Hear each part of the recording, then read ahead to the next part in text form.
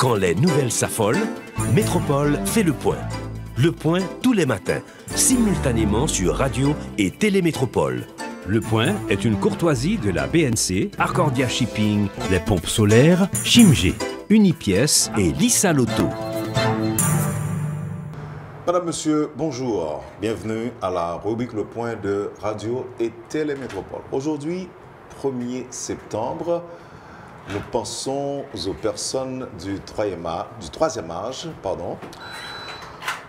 à l'occasion du 20e anniversaire des pavillons de l'âge d'or, qui est donc une initiative de la Fondation Sogebank. Nous avons deux groupes d'invités ce matin. Dans un premier temps, on accueille Dr Myriam Bans, qui est directrice exécutive des pavillons. Nous avons aussi Madame Jacqueline Léon, qui est membre du conseil d'administration.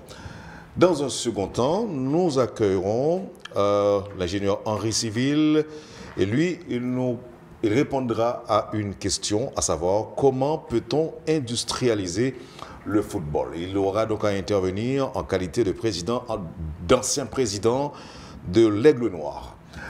Nos premières invités sont Dr Bans et Madame Léon. Et c'est avec plaisir que je les accueille sur le plateau de la rubrique Le Point de ce 1er septembre.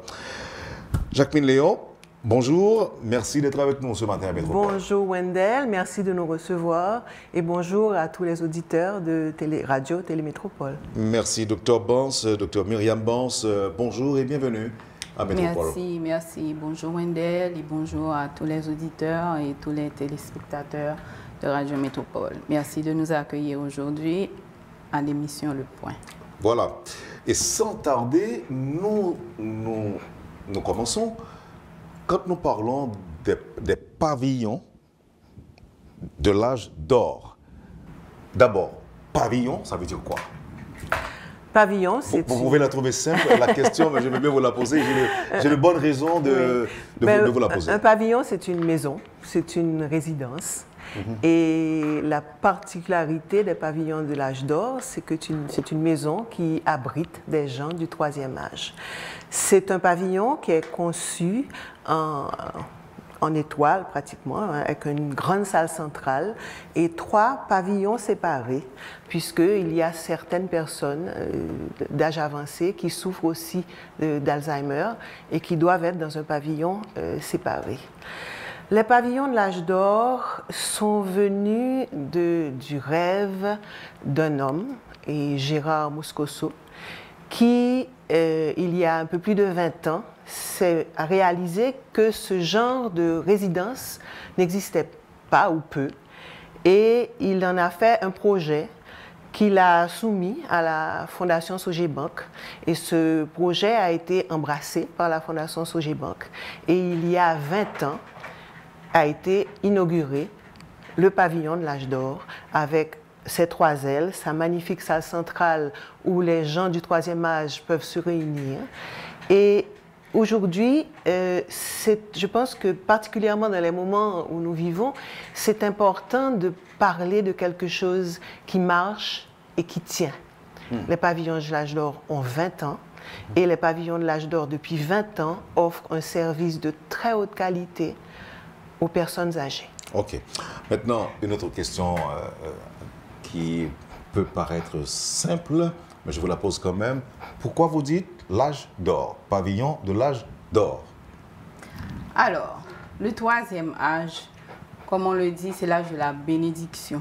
Quand on a la bénédiction d'atteindre le troisième âge, c'est-à-dire nous parlons de... Alors, il y a le concept troisième âge et maintenant, il y a aussi le concept du quatrième âge, mais en gros, on parle du troisième âge.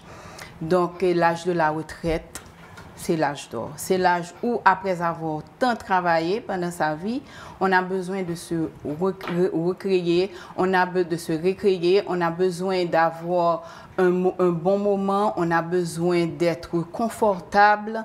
Donc, c'est l'âge d'or. C'est le moment où on doit jouir de ce qu'on a fait pendant toute sa vie. Donc là, on peut trouver un synonyme. On dit pavillon de l'âge d'or ou maison de retraite. Oui, on aurait pu le dire aussi. On aurait pu le dire. Oui, on aurait. Au fait, oui, c'est une maison de retraite. OK. Maintenant, quand on voit maison de retraite, on pense à l'antichambre de la mort. Ce n'est pas le cas. Vous savez, nous sommes tous nés pour mourir. Nous allons tous mourir un jour ou l'autre.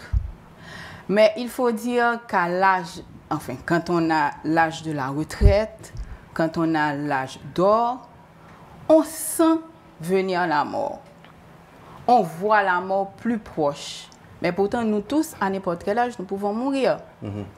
Donc, on ne va pas le prendre dans le sens péjoratif et dire que c'est l'antichambre de la mort. Disons plutôt que c'est un moment, c'est un âge où on tente de rendre la vie plus agréable parce que les gens à l'âge d'or, vous savez, ils commencent à perdre de leur autonomie. Donc, à ce moment, ils ont besoin d'assistance, ils ont besoin d'un environnement adéquat, ils ont besoin de personnes autour d'eux, ils ont besoin d'être entourés, vous comprenez? Mais au fait, on peut dire à n'importe quel âge on est à l'antichambre de la mort sans s'en rendre compte. Maintenant, supposons que je ressente l'envie de vivre parmi des personnes qui peuvent prendre soin de moi à mon âge d'or. Qu'est-ce que je fais? Je viens vers vous, mais j'attends que mes enfants entreprennent les démarches auprès de vous. Oui, bon, quel est le processus? Je pense que pour Wendell, on va attendre quand même un petit moment. Oui, on va attendre quand même un petit moment. Mais je dois dire que moi, je suis ici un petit peu à double titre. Je suis certainement membre du conseil d'administration, mais j'ai aussi une parente à l'âge d'or. Et qui, malgré ses 98 ans, n'a pas l'impression qu'elle est dans l'antichambre de la mort. Elle est pleine de vie, pleine d'énergie et avec une mémoire extraordinaire. Mais ce que je voulais dire, que mettre un parent à l'âge d'or, c'est une démarche qui peut être difficile pour certaines personnes, c'est-à-dire se séparer d'une personne âgée qui est dans la maison. Mais c'est aussi une démarche qui peut vraiment les soulager de beaucoup de choses parce qu'une personne d'un certain âge demande, comme le disait Dr Bans, beaucoup d'attention. Et tout le monde travaille, tout le monde a des moments où on ne peut pas être à la maison avec cette personne âgée. Donc c'est s'assurer en la mettant à l'âge d'or qu'elle est entourée pendant toute la journée et la nuit, parce qu'il y a des infirmières qui sont responsables la nuit, qu'elle est entourée de gens qui sont là pour les aider, pour les encadrer et pour leur permettre de vivre mieux. Qui d'entre vous veut bien nous décrire une journée type pour les résidents des pavillons? Ce sera le docteur Bans. Oui, en effet. Alors, une journée type d'un résident au pavillon. Le résident se réveille, il y en a qui se réveillent de très tôt, et qui suivent leur messe, qui écoutent la radio. Celles qui sont indépendantes, je dis celles parce qu'en majorité, les femmes sont indépendantes et elles sont autonomes par rapport aux hommes, malheureusement. Et elles prennent leur douche. Et celles qui sont dépendantes, enfin disons les résidents qui sont dépendants, attendent qu'un compagnon vienne leur donner les soins du matin. Ensuite, c'est l'heure du petit déjeuner. Donc, il y en a qui prennent le petit déjeuner dans leur chambre, d'autres prennent le petit déjeuner dans la grande salle à manger où il y a des compagnons avec eux, parce que vous savez, il y en a qui ne sont pas capables de se nourrir seuls. Et après le petit déjeuner, mais ce n'est pas le petit déjeuner comme vous et moi, nous nous mettons à table et nous mangeons, non, ça peut durer 1 heure de temps. Ça peut durer 1 heure de temps et demi. Il faut les chérir, il faut les caresser, il faut être très patient. Il y en a qui refusent catégoriquement et on ne peut pas les laisser avec l'estomac vide. Donc, il faut insister dans la douceur. Et disons autour de 9h30, 10h, certains retournent dans leur chambre, d'autres regardent la télé, d'autres vont dans la cour. Et il faut dire aussi que nous avons une animatrice au cours de la journée qui fait vraiment un bon travail avec nos résidents et qui leur tient compagnie. Il y a des jeux de société, on a des séances de chant, bon, pas vraiment des séances de danse, autrefois oui. Et puis maintenant, nous avons aussi une séance de thérapie occupationnelle le mercredi. Donc, un physiothérapeute, il vient, il travaille avec eux de 10h à midi, parfois au-delà de midi, jusqu'à 1h. Ensuite, c'est l'heure du repas du midi. Ils vont à table. Comme je vous ai dit tantôt, d'autres prennent leur repas dans leur chambre. Ils mangent. Ensuite, ils retournent à la télé. Ils vont dans leur chambre. Ils font la sieste. Et arrive le repas du soir. Mais, entre-temps, on les promène dans la cour. On leur parle. Il y a des jeux de société. Il y a le kiosque. Et puis, il y a les compagnons, comme le mot l'indique, qui leur tiennent compagnie. Et moi, je passe, je leur parle, je leur pose des questions. Parfois, nous causons. Et puis, comme ça, la journée se déroule. OK. Et ça suppose quand même une formation spécialisée, je dirais, pour prendre soin de ces personnes du 3e âge ou du 4e âge. Oui, ça suppose une formation. Ça suppose une formation parce qu'il y a une façon d'aborder la personne âgée. Vous savez, la personne âgée, elle a perdu de son autonomie. Elle sent qu'elle a perdu aussi de son autorité. Parfois, elle devient un peu agressive. C'est le comportement de la personne âgée. Il faut lui faire sentir qu'elle a encore son autonomie. Il y a une façon. Balontimenti. Et je ne dirais pas balontimenti, non, pas balmenti, mais collaborer, comprendre ce à quoi elle s'attend, collaborer avec cette personne âgée. La personne âgée a son rituel et vraiment, elles y tiennent. Et la personne âgée a besoin qu'on soit à l'écoute d'elle. Donc, il faut avoir une oreille attentive, tout en respectant leur intimité. Comment les pavillons accompagnent les familles à vivre cette étape? Écoutez, les pavillons sont en lien régulier avec les familles et particulièrement s'il y a un souci ou s'il y a quelque chose de particulier à régler pour la personne, pour la pensionnaire. Mais l'accompagnement des familles, écoutez, il est régulier, il est constant et la famille peut à n'importe quel moment d'ailleurs visiter le résident. Donc les visites sont, bien entendu à l'époque de Covid, elles avaient été annulées ou diminuées de manière importante, mais la famille peut venir en cours de journée à n'importe quel moment faire une visite, elle est la bienvenue, elle peut à n'importe quel moment demander une rencontre avec le docteur Bans ou bien un appel téléphonique avec le docteur qui très aimablement leur répond.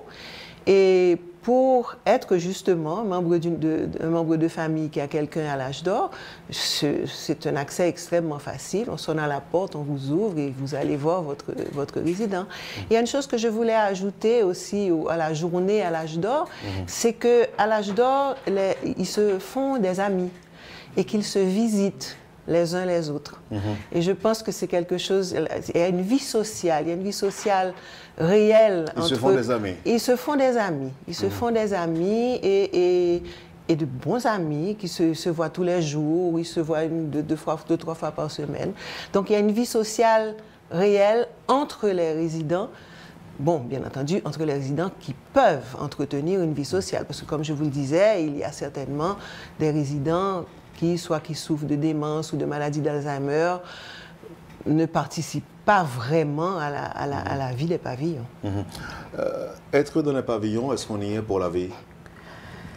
Jusqu'à la mort, ou bien à un moment donné, si par exemple on reprend son autonomie, si on avait un handicap moteur par exemple, et que tout recommence à fonctionner, est-ce qu'on peut demander de rentrer chez soi? Est-ce que c'est possible? Bien sûr. Ça se fait. Donc, si c'est un résident qui est là pour un temps de convalescence, eh bien, il rentre chez lui après ce temps-là. Tout comme si c'est un résident dont les enfants vivent à l'étranger, les enfants décident de revenir au pays et les enfants veulent avoir leurs parents avec eux, ils peuvent rentrer chez eux. Mais nous avons des résidents qui ont pris la décision de venir au pavillon d'eux-mêmes. Ils ont pris la décision Pour y d'eux-mêmes. avoir été antérieurement ou bien? Non, non, non, pour être fatigués avec la vie des États-Unis. Donc, ils ont décidé de revenir et ils sont venus à l'âge d'or. Je sais que ça peut paraître difficile de répondre à une telle question si vous en avez la réponse, si vous avez la réponse. Mais je voulais savoir, est-ce qu'il n'y a pas d'autres maisons de retraite en Haïti? Oh, je peux vous répondre très simplement. Et ma parente qui est là était dans une autre maison de retraite qui a fermé. Et je connais quelqu'un d'autre qui est venu d'une autre maison de retraite qui a fermé. C'est une énorme responsabilité que de s'occuper des parents âgés d'autres personnes. Et ces maisons de retraite qui ont fermé, elles ont fermé pour des raisons de sécurité. Parce que les gens, les propriétaires pensaient ne pas pouvoir assurer la sécurité des gens qui étaient là.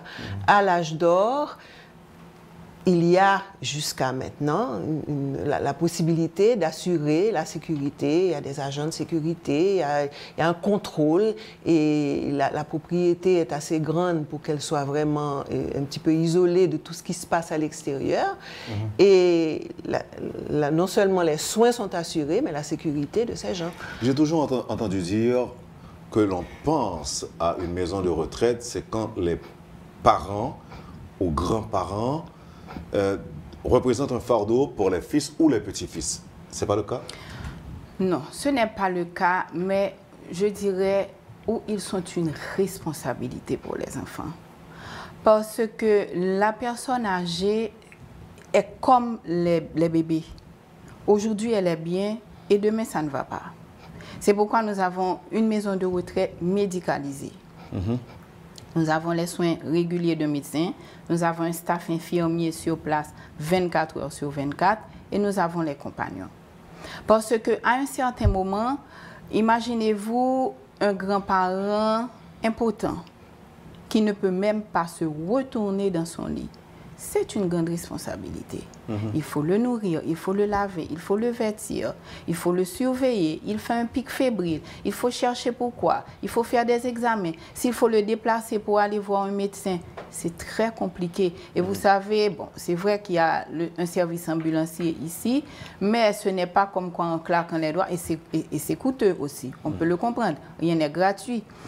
Mais prendre soin d'une personne âgée, c'est une très, très lourde responsabilité. Et vous en avez combien aujourd'hui? 34 Nous résidents? en avons 34. Oui. Après 20 ans? Je pense que ce n'est pas beaucoup, non? Écoutez, On aurait pu avoir beaucoup plus? il y a de la Nous aurions place. souhaité en avoir 54. Il y a de la place pour plus, définitivement, et une organisation pour plus. Il y a 54 Oui, il y a 54 chambres. C'est ça. Mais vous savez, il y a des enfants aux États-Unis qui aimeraient bien envoyer leurs parents en Haïti. Mais vous avez la situation sociopolitique. Ce serait plus facile à gérer si les parents sont en Haïti que s'ils sont à l'étranger. Oh oui, oh oui, oh oui. Et vous avez parlé de coûts il y a quelques instants. C'est coûteux. Si on prend la décision d'intégrer les pavillons, il vous faut beaucoup d'argent? Écoutez, Je ne dirais pas, mais ils peuvent nous appeler. Nous avons une adresse électronique, des numéros de téléphone, ils peuvent nous appeler. Mais vous savez, rien n'est gratuit. Parce qu'il y a les soins de santé, il y a Les infirmières. les infirmières, il y a le cadre, nous prenons soin d'eux. Les parents n'ont absolument rien à donner, à moins qu'ils ne le veuillent. Par exemple, les médicaments, il y en a qui disent, bon, ils vont apporter les médicaments pour leurs parents. Mais nous donnons 3 repas par jour, la lessive. Vous savez, nous donnons tout ce qu'il leur faut pour leur bien-être. OK. et il y a plusieurs options aussi. C'est-à-dire que c'est en venant à l'âge d'or pour discuter de ce qu'on recherche pour son parent qu'on pourra proposer l'une ou l'autre des options. Et une chose importante que je voudrais aussi signaler, vous partez en voyage, avec la situation, vous ne savez pas, vous ne voulez pas laisser votre parent âgé seul avec le personnel, il y a aussi la possibilité de le mettre pour un court séjour à l'âge d'or. Un court séjour qui peut être un week-end, un court séjour qui peut être une semaine.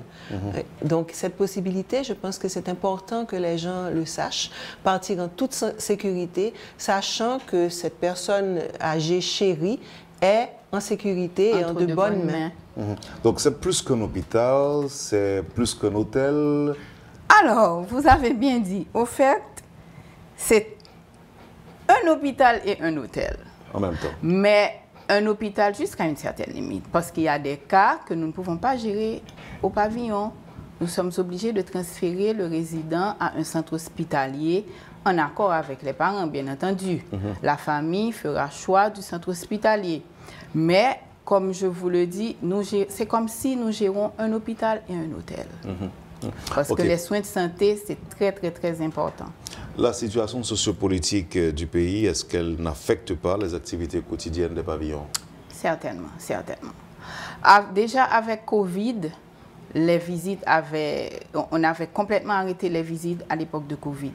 Et la situation sociopolitique, étant ce qu'elle est, fait que nos résidents ne reçoivent plus autant de visites de leurs parents, de leurs enfants, de leurs amis.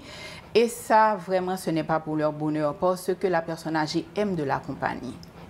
C'est pourquoi nous essayons autant que possible de les entourer, de les encadrer. Nous passons dans leur chambre, nous nous asseyons, nous leur parlons. Une petite anecdote, quand je venais tout juste d'arriver au pavillon, et puis je passais dans les chambres, et il y en a une qui m'a dit: Madame Belland s'asseyait quelques minutes. Je lui ai dit, vous savez, moi, je prends le temps de m'adapter.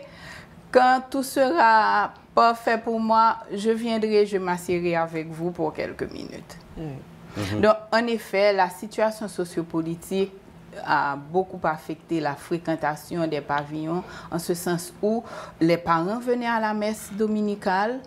Maintenant, les parents ne viennent plus, mais il y a toujours la messe tous les dimanches. Il y avait des activités de temps à autre. Par exemple, nos 20 ans prochainement, ce serait l'occasion d'inviter les parents, mais malheureusement, nous allons fêter à l'interne, certainement, parce que nous ne pourrons pas passer sous silence une pareille date. Quelles sont les perspectives pour les prochains 20 ans ou les prochaines années? Avant de rentrer dans cette question, il y a quelque chose. Le docteur Bans vient de nommer Mme Belland, et je pense qu'à l'occasion des 20 ans des pavillons, c'est aussi l'occasion d'honorer cette femme qui a donné 18 ans de sa vie au pavillon, et qui a dit 19 ans, oui, de sa vie au pavillon, et qui a vraiment géré les pavillons avec son cœur pendant si longtemps, et qui est maintenant restée conseillère des pavillons de l'Âge d'Or, parce qu'elle les connaît, mais vraiment comme le fond de sa poche. Et elle manque aux résidents, absolument, qui vous en a fait, qui vous l'a fait savoir. Les résidents m'en parlent. Maintenant, pour répondre à cette question, 20 ans dans la situation où nous vivons, et c'est difficile de faire des plans pour 20 ans. Dans 20 ans, j'espère que les pavillons de l'Âge d'Or fêteront grandiosement à ce moment-là leurs 40 ans. Mais pour le moment, on s'attache à développer et avoir des projets sur un plus court terme et de s'assurer de leur réalisation. Je crois que Dr Bans a un projet qui lui tient à cœur au sujet du pavillon d'Alzheimer. Elle va vous en parler un petit peu. Justement, c'est l'aménagement d'un espace particulier au niveau de la cour pour les résidents du pavillon Frangipane. Le pavillon Frangipane, c'est le pavillon réservé aux résidents souffrant de pathologie de la maladie d'Alzheimer. Vous savez, ces résidents, on est obligé de les avoir à l'œil, alors vraiment 24 heures sur 24, et leur pavillon a une cour attenante.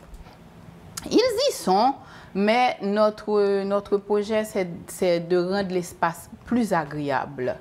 C'est de rendre l'espace plus agréable afin qu'ils puissent passer un bon après-midi. Donc, c'est ça, ça devrait être notre prochain projet. Est-ce que les Haïtiens, en grande majorité, savent qu'il y a des pavillons qui sont disponibles, qui fonctionnent, il y a un espace où l'on peut accueillir des résidents. Est-ce que Écoute, nous comptons beaucoup sur cette émission qui est très écoutée, Wendell, pour que ceux qui ne le savent pas encore sachent que les pavillons de l'âge d'or sont là, qu'il y a une bonne vingtaine de chambres disponibles pour le moment, actuellement, et qu'elles sont disponibles pour des séjours à longueur indéterminée, pour des séjours courts, et que il y a... Nous les attendons. Voilà. C'est ça. Le docteur Bans est là, les attend. Si tu veux redonner le numéro de téléphone ou l'adresse email. Alors, on va le faire, mais en guise de précision, on dira qu'il y a un espace qui est disponible pour les personnes âgées à Port-au-Prince, disons. À Frères. À Frères.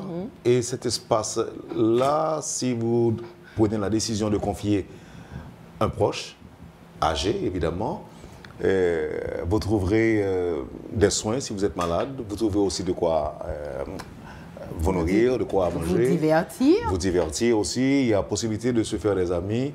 Et là, mais ce n'est pas pour les jeunes, c'est pour les personnes âgées. Bon, écoutez, c'est pour les gens du 3e âge, mais je sais qu'à l'occasion, les pavillons de l'âge d'or ont accueilli des gens plus jeunes qui étaient en convalescence et qui avaient besoin d'un suivi plus serré que les parents ne pouvaient pas. Je ne le savais pas et bon, vous ne me l'aviez pas dit pas d'être très jeune, hein, mais je pense qu'à partir de 60 ans, c'est ça, il y a la possibilité d'être au pavillon de l'âge d'or en convalescence. Ne serait-ce que pour un court séjour. Ne serait-ce que pour un court séjour. Justement, ça a été il y a 2 mois. Nous avions reçu un résident pour une période de 3 mois. Il était en convalescence après une intervention au niveau de la hanche. Et après 3 mois, il est parti pour le Canada. Donc, avec d'agréables souvenirs. Ah, je pense. Je pense. Maintenant, une personne qui est intéressée à vous confier un parent, quelle est la démarche? La démarche, cette personne peut nous écrire.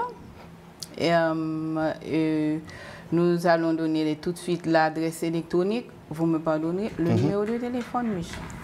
L'adresse électronique, les pavillons, LESPAVI2LONS, à commercial, yahoo.com, et les pavillons @hotmail.com.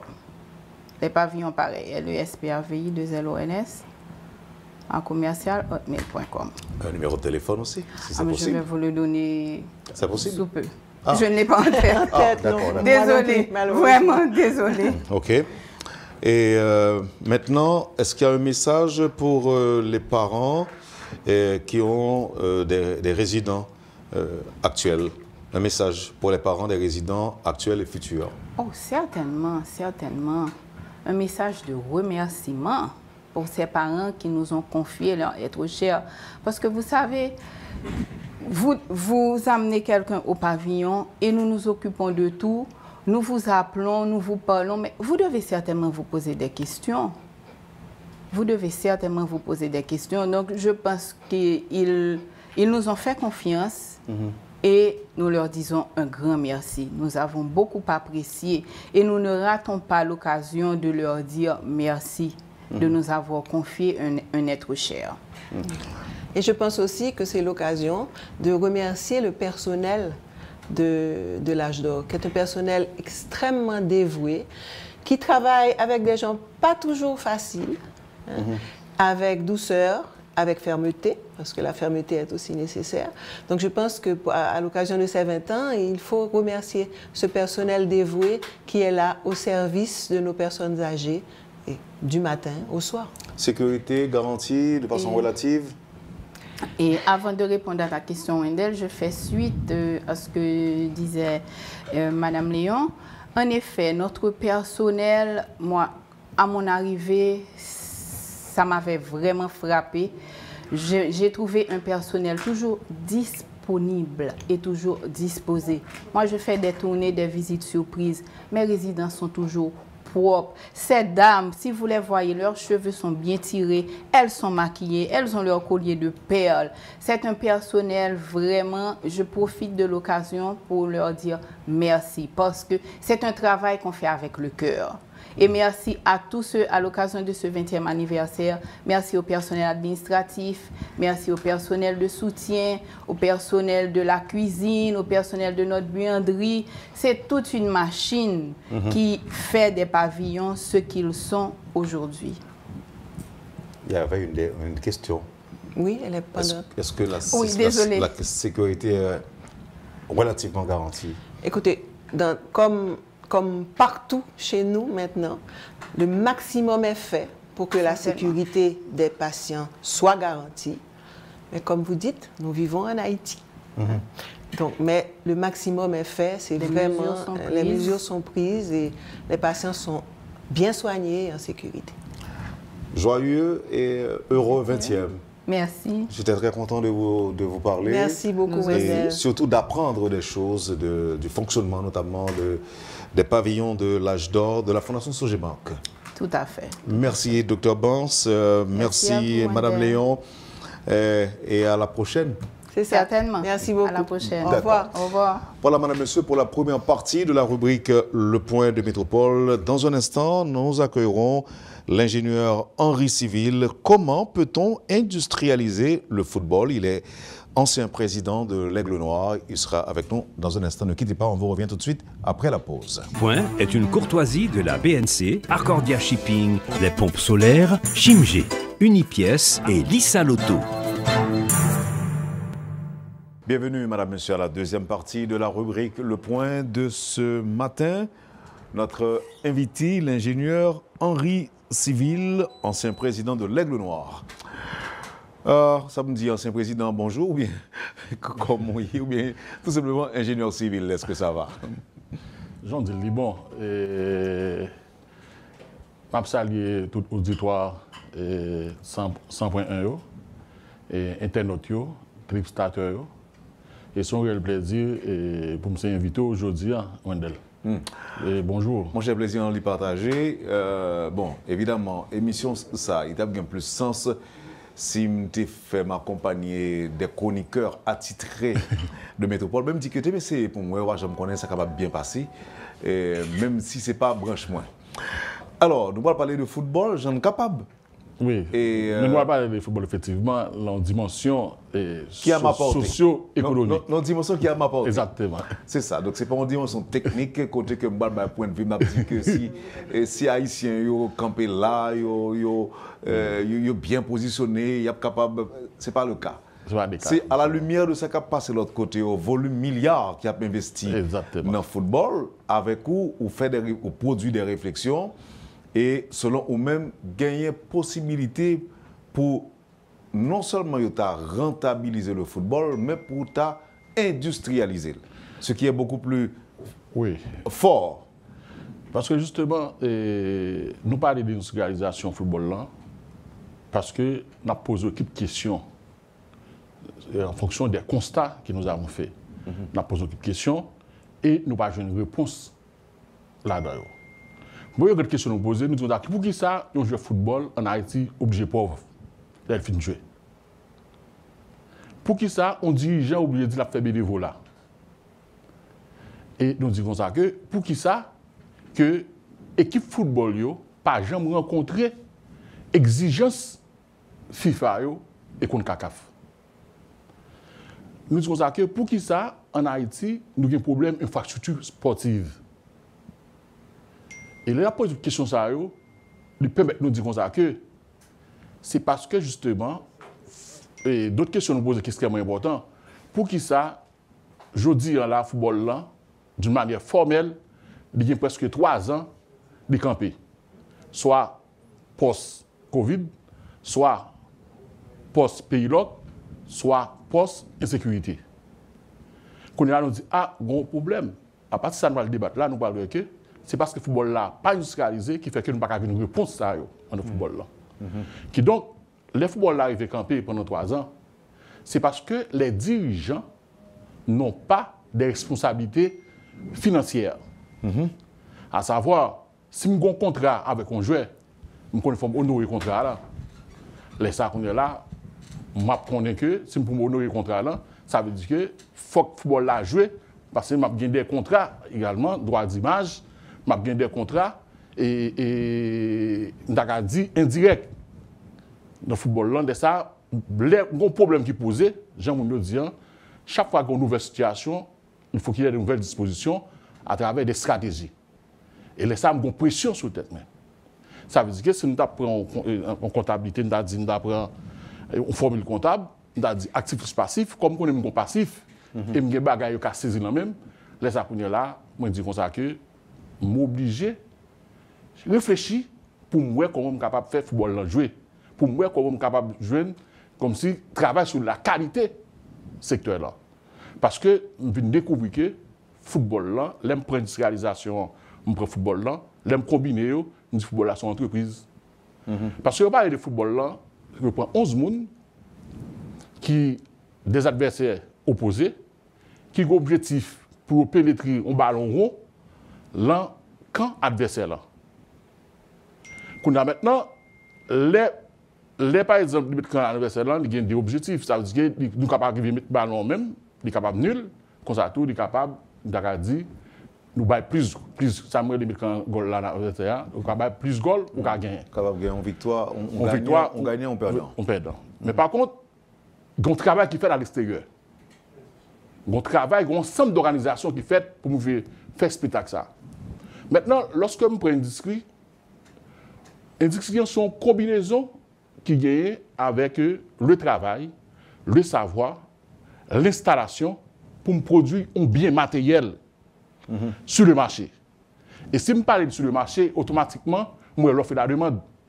Or, la définition de le football là, avant, nous voyons que le football là, il y a plus de 80% de gens qui regardent. Ça veut dire que nous avons la demande. Si j'ai la production et nous avons la demande, et si je fais combinaison ça, je dis automatiquement le football là, c'est industrialisé. Qu'on a pour industrialiser, il nous faut un esprit d'organisation. Il nous faut un esprit d'entreprise. À savoir, une entreprise, c'est une organisation qui a combiné le capital et la compétence. Nous avons la compétence, nous avons le talent, nous avons le don. Maintenant, il faut s'organiser.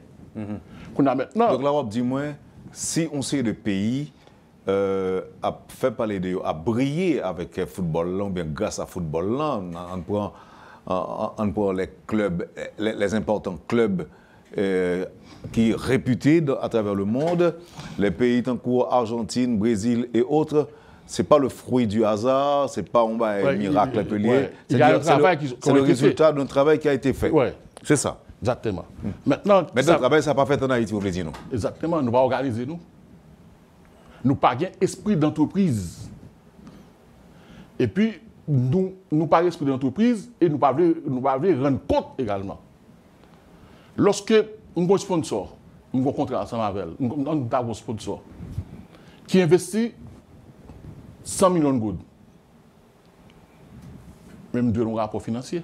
Est-ce que ça existait en Haïti, par exemple? Est-ce qu'il y a un sponsor comme ça? Mais ce n'est pas montant ça. Par exemple, un projet. Quand j'étais président à l'Aigle Noir, j'avais rédigé un projet de réforme de l'Aigle Noir. Nous avons un sponsor, nous avons un Vert Rouge, qui dit qu'il a dépensé presque 300, 400, on dit 300, 310 000 $ américains. Quand nous réparons pas la paix, nous mettons capette, quand nous avons un bus, quand nous avons des jouets, tous joueurs ont un contrat. Nous avons avancé vers exigence et contre la FIFA. C'est ça nous besoin. Nous besoin que nous gagnons une équipe. Chaque équipe doit avoir une vision. Et vision, ça nous va à partir de budget. Mais il faut m'inspirer de confiance. Mais est-ce que nous ne pas préver, là nous connaissons par exemple, il y a des pays, il y a des clubs, c'est le club même qui gagne l'argent, ce n'est pas le monde qui aide, c'est le club avec sponsor qui gagne comme. Et ça met un là. Par exemple, Arabie Saoudite, qui gagne, ça une politique sportive liée au football qui a mis en œuvre là, côté que il y a un projet pour organiser le mondial dans 10 ans, dans 15 ans. Mais qui ça a fait? Non, mais il y a même 20 pays autour à travers le football. Exactement, à travers le football. Donc, il y a plusieurs objectifs pour vendre des footballs là. C'est ça va psychologue. Nous tellement de talent, nous tellement des bagages nous faire des footballeurs, nous avons tête nous l'autre gens que j'en avons tête nous là toujours. On a maintenant des stratégies que monsieur fait, c'est pas des subventions au bail. C'est là notre problème. Nous tous chita derrière un bénévolat et subvention. Non. Yo facilité yo, club yo vinn solvable, moun yo organiser, yo fait événement yo, moun yo vinn lan match yo, club yo vinn solvable, qu'on y a yo organiser fait un financement. Mais qui j'en sais en Haïti, je dis Qu'est-ce qui pas gagné, qu'est-ce qui manqué? Non, ça m'a parlé. Pour le problème nous gagnons, nous avons un problème d'organisation. Organisation ça, qui est-ce qui doit responsable? Pour responsabilité, c'est le club. Parce que même si nous sommes capables de faire un partenariat public-privé, à savoir entre l'État et privé en plus club, nous pouvons toute partie prenante ça, mais il faut regarder justement nous-mêmes comment on organise nous pour nous capables de faire une force attractive. Regardez nous sauver sur nous.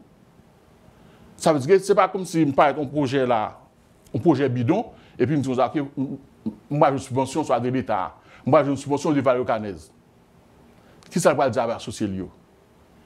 L'État déjà a pas de bagages à répondre avec eux-mêmes. Mais si je ai un esprit d'organisation là, quand même, quand j'ai un esprit d'entreprise, même si son PME me fait club d'entourner, là ça, moi j'ai des comités, on fait comité les comités de football là, et les clubs me fait passer comme si un conseil administratif. Et le conseil administratif ça va créer emploi également. Par exemple, là ça, il va y avoir un ingénieur qui travaille avec, il va y avoir un docteur qui travaille avec, il va y avoir un gestionnaire qui travaille avec, il va y avoir un ensemble d'organisations qui mettent en branle. Oui, mais pour faire ça autour, il faut qu'au départ, on gagne un cob. Non. Moi-même, lorsque je réfléchis, je me parle de cob d'abord. C'est pour ça que ça me l'esprit d'entreprise. Par exemple, il y a des structures que je vais mettre en place dans le club là, pour me rendre club là, comme tu as dit, bien lubrifié, bien huilé. Là, ça y a structure ça mettre en place, quand on commence à dire, là, je fais un match, m'organise un événement. Quelle capacité stratégique je peux mettre en branle pour être capable au moins, dans le stade locateur, mettre 15 000 personnes là-dedans. Qu'il était violette, qu'il était droit, qu'il était récide. Pour commencer à rentrer. Pour commencer à travailler sur la qualité.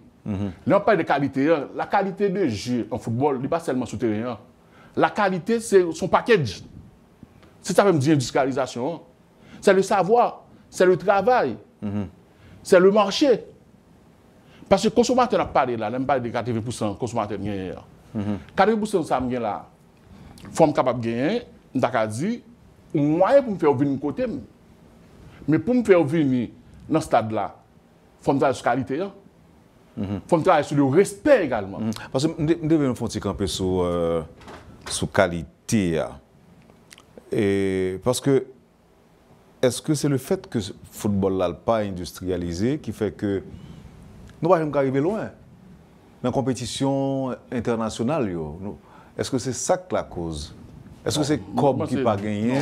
Est-ce que c'est industrialisé? Ou pas chita sous Cob là? Non, mais obligé chita sous. Non, Cob là, c'est quand même important. Cob là, c'est quand même important. Cob là, c'est quand même important. Lorsque, bon, je vais mettre là, et lorsque joueur est placé sous terrain, il voulait faire goal, il voulait bien dribbler en même temps, tout, il a pensé à la caillou quitter. Il y a des problèmes qui ne sont pas résolus au monde intérieur pendant qu'il y a des problèmes dans la caillou. Donc, on ne peut pas demander que pour le performant, alors que dans l'autre pays, il y a des problèmes qui, au départ, déjà résolus avant de jouer à monter sous terrain. Moi, je sais bien. Si un club a une capacité pour mettre 15 000 personnes là, dans ce stade-là, $50, ça va ou $700 000 environ. Et ça, ça n'a pas fait? Parce que c'est un problème d'organisation, un problème de qualité. Donc là, on dit que ce n'est pas football là seulement, il faut accompagner. Exactement. Si on parle d'industrialisation, ça veut dire qu'il y a un ensemble des outils mobiles mettre en branle. Par exemple, FIFA exige, il faut qu'on équipe football supposé un comité marketing.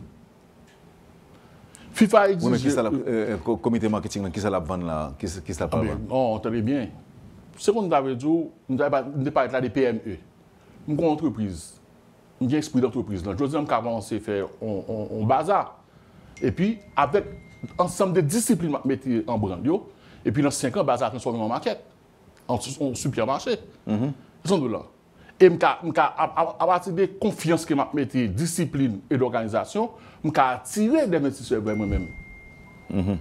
Ça veut dire qu'on est qui va injecter un cob dans le club, qu'on a maintenant faut le cas garanti investissement pour le cas ROI. Qu'on a maintenant pour capable garantir investissement, il y a 3 bails qui sont importants. Il y a le respect, la qualité et la confiance.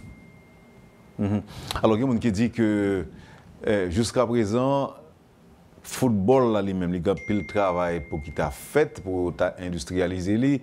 Alors que nous avons des bagailles déjà qui, pour qu'on parle, c'est comme si nous là, il n'y a pas manqué en pile pour industrialiser, mais pas jamais faire le carnaval par exemple. Carnaval, l'État plus dépensé là-dedans, alors que dans pile monde qui était quoi, carnaval là, tu es capable, au lieu de l'État dépenser, mais l'État rentrait comme là-dedans, plutôt fait comme avec, vendre plutôt. Oui, est-ce que pour un produit, très bien. Est-ce que le football n'est pas victime de ça tout? Pour un produit, dans le premier temps, il faut qu'il y ait une étude de marché. Et qu'on y a marché, ça vient un régional. Non, mais pour le carnaval, on n'a pas besoin de ça. On a besoin de ça, tu vois bien, très bien. Pour me faire le carnaval là, venir inscrit, ce n'est pas seulement haïtien pour consommer. Il faut être capable de faire Brésilien pour faire expérience. Pour capable de faire Guadeloupéen, venir là, et tout. Mais pour y a maintenant, il faut mal garder marché dans la région qui manque mal gagner, en compétition ensemble avec eux. Mais là, c'est pareil au même. Ingénieur civil, est-ce que ce n'est pas un problème de vision qui est posé, que ce soit pour le carnaval là, que pour le sport aussi? Et ça va me parler, je trouve que là, on parle d'un budget pour faire budget refléter vision. À part tout problème, il y a pilotage et contrôle, mais refléter vision. Et maintenant, puisque le budget là, c'est une combinaison entre revenus et dépenses, vous bloquez le revenu. Moi, je dis que si je m'organise, je vais chercher le revenu. Je vais chercher le revenu en dedans, produit ma vente en spectateur. D'abord, quand il y a plus que ma fait spectacle, quand c'est un monde, quand il faut qu'il y ait des cadres légaux également, la loi. Ça veut dire que Télébeto va aller au bon matin, il vient faire un match. Je dois vendre mon image. Il a battu, nous bien battu. Ils sont de là. Ça veut dire que, ça me le dit là, comme ça veut dire, gain au niveau, une valeur pour doit prendre en main, automatiquement, c'est l'inverse. Pour qui ça, iPhone fait moins réclame dans tout téléphone? C'est parce que iPhone travaille sur la qualité, et puis l'inverse a été fait. Ça veut dire que mon niveau vient vers iPhone, ou l'iPhone vient vers eux-mêmes. Maintenant, si vous êtes plus ou moins direct, concrètement, qui va vous commencer pour la démarche vers l'industrialisation du football? Ça, 1, 2, 3, côté de commencer. Mon cher, félicitations pour votre question. C'est une question assez intéressante. Et je vais retourner à la classe de départ, c'est l'organisation. Comment on fait pour un joueur qui a joué, c'est-à-dire comment on fait pour un joueur qui a joué, il va y avoir un contrat. Comment on fait pour faire un match, pour gagner par exemple 200 personnes qui regardent. Moi, je vais exemple bien.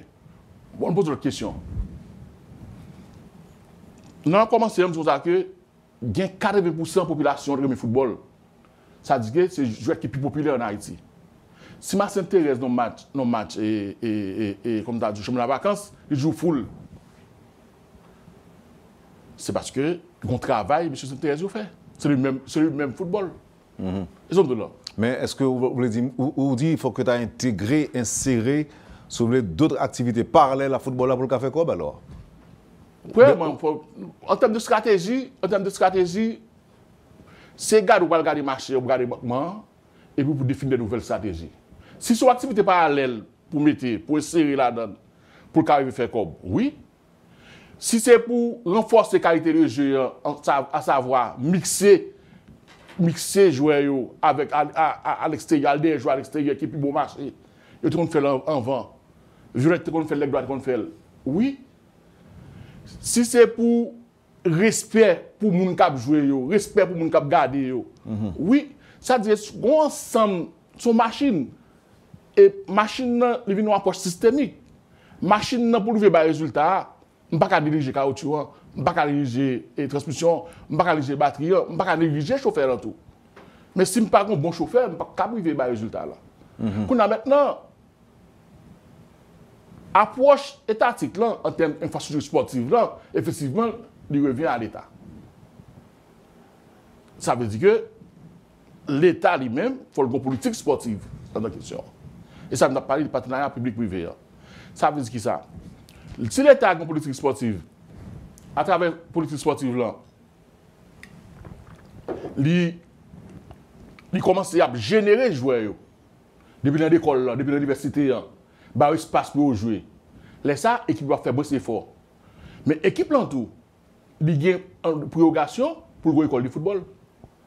L'équipe de prorogation pour le parc. L'école de football, il est capable de vivre au côté de l'école classique. Tout dépend des faiblesses, tout dépend de la qualité de joueur. Oui, mais est-ce que l'autre côté, c'est ça qu'il fait? Exactement. Ce n'est pas qu'on soit Mbappé une grosse communication. PSG, on travaille, il fait. Algado interview Mbappé fait, il est dans Monaco, Algado interview il fait, il est dans PSG. C'est parce qu'il est dans deux structures différentes. La correction qu'a fait, il fait classe pour eux. Parce que il connaît que jouer ça, il gagne, il représente l'image club. Est-ce que c'est ça que fait? Est-ce que c'est le fait que le sport en football n'est pas industrialisé qui fait que, par exemple, même sélection que nous gagnons aujourd'hui là, bon, par contre, tout le monde, mais il a semblé que n'importe 75% ou 80% joueurs, même plus, ils arrivent jusqu'à 95%. Ils ne pas sur le terrain, c'est à l'étranger pour pêcher. Puisque le football n'a pas joué, on va en compétition. Le football n'a pas joué, on va en compétition. Les ça qu'on est là, on ne peut pas chercher qualité encore. Si le football n'a pas joué, on est en compétition. Le football n'a pas joué, on est là. Les ça, on a dit, les marques de sélection, il y a deux legs noirs, deux dans violette, et il y a une qui sortit. Et dans Racing, une sortie Cavalli, une sortie dans ASC, une sortie dans FICA, et j'en passe. Mais il faut la pas jouer dans la hauteur là. Et même les qui me repêchent un joueur, les pays ne pas faire spectacle. Les m'habitués à jouer devant 25 000 personnes, 30 000 personnes, qui ont un talent, qui n'ont pas bien football là, ils ont passé d'improvisation là-dedans. À partir de tout ça, on peut apprendre. L'école, on va passer l'improvisation là-dedans. Mais si je me stresse, je ne suis pas habitué à jouer plus de monde. Les résultats ne sont pas capables. Même j'avais une question qu'on me déposer tout à l'heure, sur qui était là qu'il y a un problème. Exactement, les résultats ne sont pas capables. Et ça me dit que supposons que je connais que je respecte, et ça ne parle de vision, qui nous fait des budgets.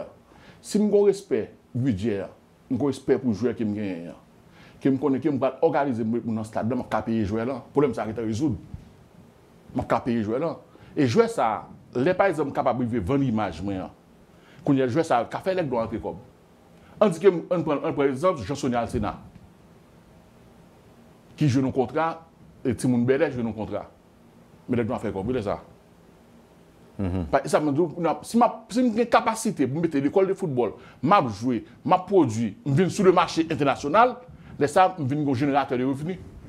Le problème comme on a posé, nous besoin de nous comme mais nous-mêmes, nous sommes capables d'organiser nous pour faire comme nous jeunes nous tout. Comment la situation est pour le club en Haïti?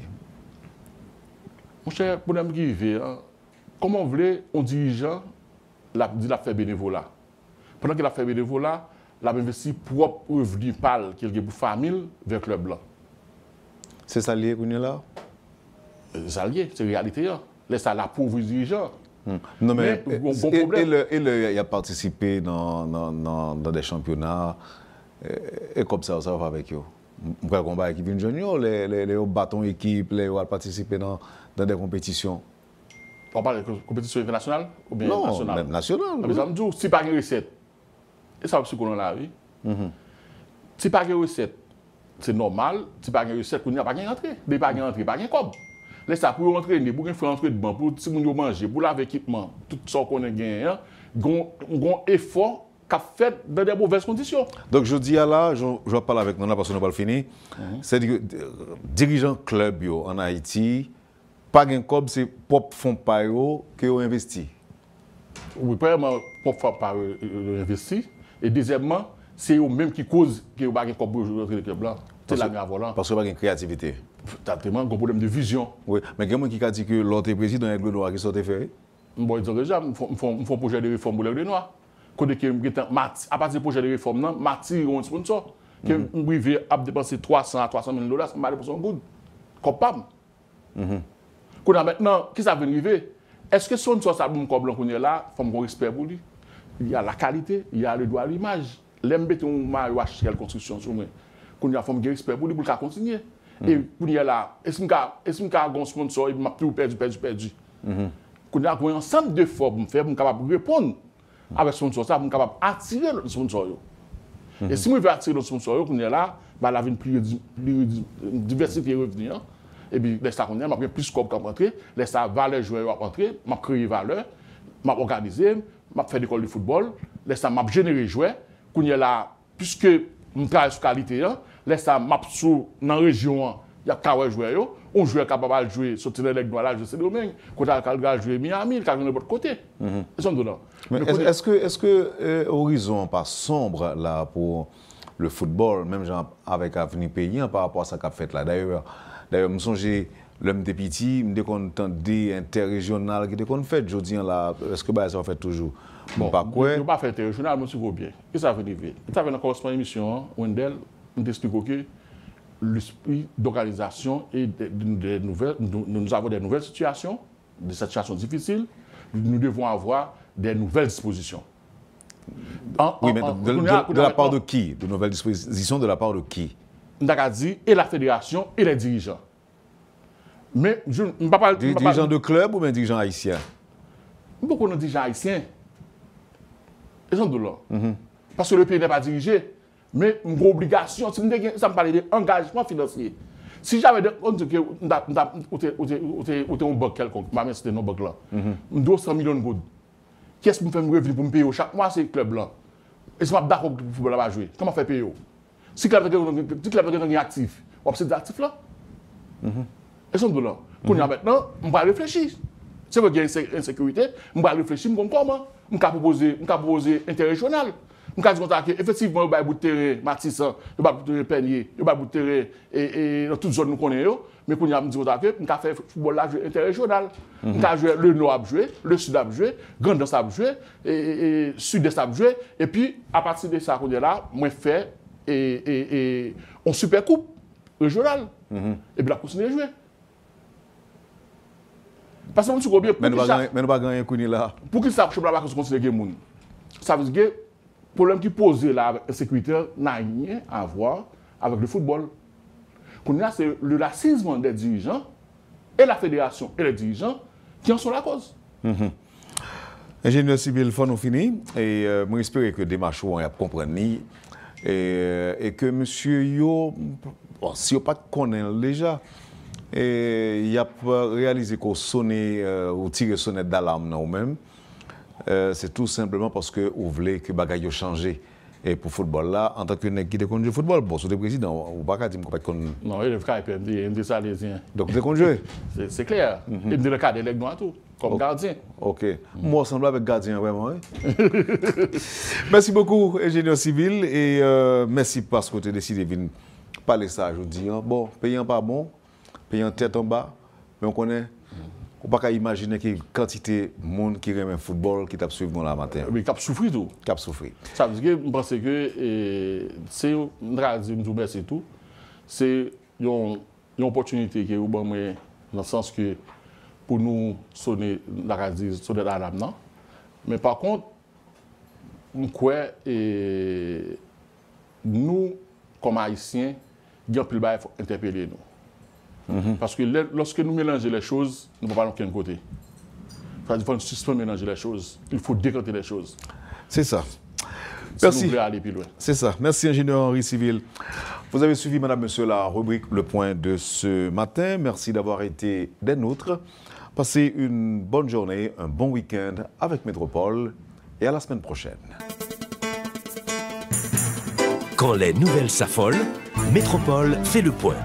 Le point tous les matins, simultanément sur radio et Télémétropole. Le Point est une courtoisie de la BNC, Arcordia Shipping, les pompes solaires, Chimgé, Unipièce et Lissa Loto.